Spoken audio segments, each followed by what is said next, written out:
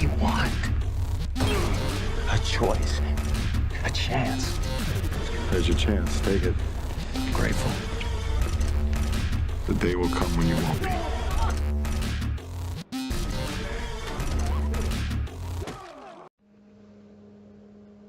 Hey, what is going on, guys? Back again with another throwback review for The Walking Dead. This is for season 4, episode 9, entitled After.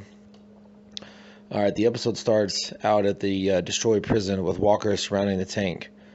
Then the corpse of the governor and Flame's devoured corpse are shown. Flame was the horse, Michonne's horse, by the way. Michonne is outside the fences. She uses her katana to kill approaching walkers and takes cover behind the gate spikes. She then uses her old technique to camouflage, using 2 trapped walkers as protection by tying them with ropes and cutting their jaws and arms. As she walks, she finds Hershel's zombified head and puts it down with her katana, leaving the prison shaken by the experience. Carl and Rick walk on a country road while Carl walking ahead of Rick, who struggles to keep up due to his injuries from the previous battle. At first, they stop in at a barbecue restaurant, which seems to be looted already. A single walker is barricaded by some pieces of furniture. Rick wants to put it down with his axe, saving their bullets, but is too weak to make a finishing blow, forcing Carl to shoot it in the head despite Rick's pleas not to. On the floor, Carl notices a note left by the walker's son, who couldn't bring himself to kill his father. They scour the building for supplies and find a small hall. Carl was able to obtain more stuff and jokingly tells his father, "I win." Michonne and her walker pets come across the same road that Rick and Carl were traveling, and she notices the footprints they had left in the mud. However, she decides to continue on alone. Rick and Carl continue walking until they take shelter in an abandoned house. After investigating, Carl loudly bangs and curses to draw the walkers out, but Rick is angry at him for doing so. Carl snaps back that he isn't a kid and proceeds to clear the upper floor by himself. He lingers in the kids' room, gazing wistfully at the sports posters and gaming system before yanking out a cable from the TV to secure the front door. As they secure the door, they argue over whether a knot is enough to push the couch, or should they push the couch against the door. Carl angrily snaps that his knot is a good one and verbally slaps Rick, mentioning that Shane taught him. Rick then tells him that he remembers Shane every day and asks if Carl has anything else he'd like to say. Carl doesn't respond, and they push the couch against the door and flip it right side up. Rick goes to the bathroom of the house and observes his bruises and scars on his body, one of them being a stab wound that he sustained from Morgan. Michonne has a dream of her young son, boyfriend Mike, and his best friend Terry. It starts off as a normal conversation in the pre-apocalypse Atlanta, but as it progresses, Michonne's current situation starts setting in. As she talks to Mike and Terry, it turns into a conversation about survival at a camp that they had inhabited prior to her finding Andrea. The world outside slowly becomes current devastated Atlanta, and the state of the room becomes more and more decrepit. They continue talking, and Michonne then sees Mike and Terry with their arms cut off and her son missing. She starts screaming in terror, then wakes up in a fit of panic in the front seat of a car. In the house, Rick has fallen unconscious due to his injuries. Carl tries to wake him up, but when Rick doesn't respond, Carl starts yelling, which alerts 2 walkers outside. He lures the walkers away from the front door to kill them somewhere away from the house, but is nearly surprised by a 3rd walker coming up from behind. However, after a slight scuffle, he manages to kill all 3 walkers unscathed, restating his comment to Rick, "I win."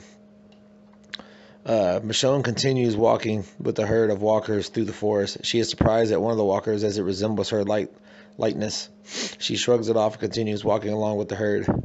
When Carl returns to the house after gathering supplies, he becomes angry at his father, furiously yelling that he failed to protect the prison group, Lori and Judith. Carl states that he never forgot how to survive, not even when Rick wanted to play farmer. When Rick, who is still unconscious, does not respond, Carl says he doesn't need him anymore and he wouldn't care if he died. Carl goes on another supply trip in a nearby house. Upstairs, he opens the door with a walker behind it. After a struggle in which he missed the walker with his gun, he is nearly bitten on the leg, but manages to get loose when the walker pulls one of his shoes off. Carl shuts the door, locking the walker in the room, writing, "Walker inside, got my shoe, didn't get me." As he perches himself on the roof of the house, he proceeds to eat a can of chocolate pudding with the walker grasping out of the window. As Michonne continues to walk along with the hurdle walker, she cannot stop doing a double take on the walker that resembles her. She finally realizes that it would be like if she turned into a walker. In a fit of desperation to live, she frantically slashes the entire herd, including her twin and pet walkers. She makes her way back to the road and she had not wanted to go down earlier and follows Rick and Carl's tracks. Carl returns to the house where Rick is still unconscious. He wakes up to find his father, who begins to move and groan, making Carl believe that he is a walker. He grabs Rick's gun, but can't bring himself to shoot his father, stating that he does not need him. Rick falls to the floor and reaches for Carl's leg, and having realized that he doesn't want to be alone, Carl openly admits that he's afraid.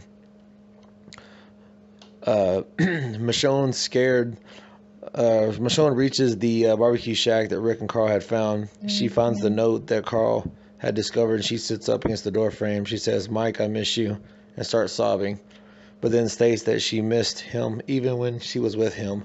She goes on to reminisce about the camp and losing her son. She explains how it wasn't Mike's fault, and he could be alive if things had gone differently than they had. She then states that she knows the answer to her problems, which is to allow people into her life rather than shutting them out.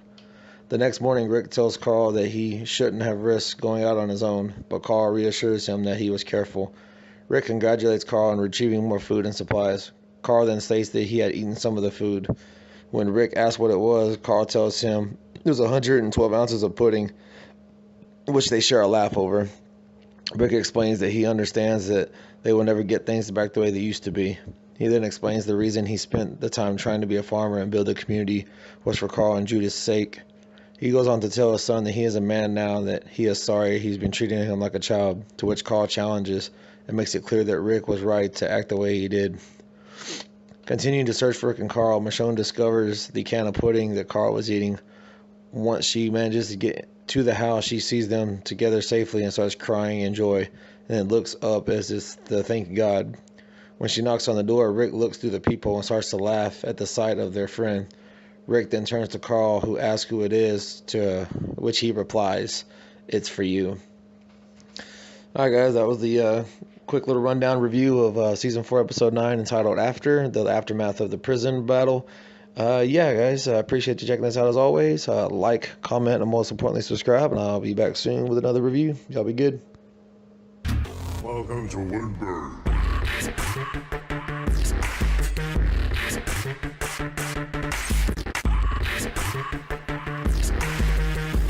Listen up, pants yet?